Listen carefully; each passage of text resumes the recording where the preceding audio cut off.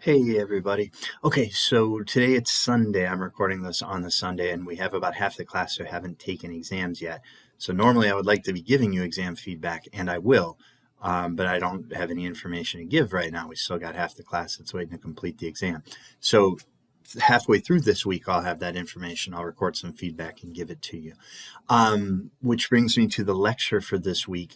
It starts by giving exam feedback from an old semester, from an old exam, so that's not particularly useful. And it's about the first 9.5 minutes. Some of that feedback is similar, but it's probably not terribly useful. I would say skip the first 9.5 minutes of this lecture that you've got. It's just called Video Lecture 4 in week 5 here. Then the only other thing I'm going to ask you to do this week is read an article and take a quiz. You've done this before. This particular article is written by the greatest investor of all time. His name, of course, is Warren Buffett. He specifically takes head on the argument of is his investment skill just completely due to luck or not? And I think he makes a really good argument. It's a really interesting way for you to get a chance to read what he thinks. And again, the first article I had you read was written by people who'd won a Nobel Prize for the ideas in the article. This is the greatest investor of all time. I think he might have something worthwhile to say about investing.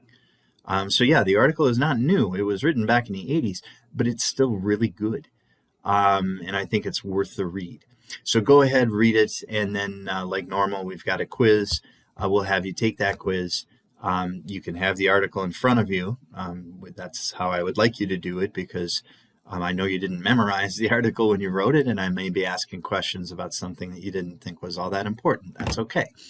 Have the article open with you when you're taking that quiz, and that's the best way to do as well as you can. So for this week, that's all we've got, just kind of recuperating from taking the exam from this week. So go ahead, watch that lecture, read that article, take that quiz, and you're good for the week. That's all we need to do.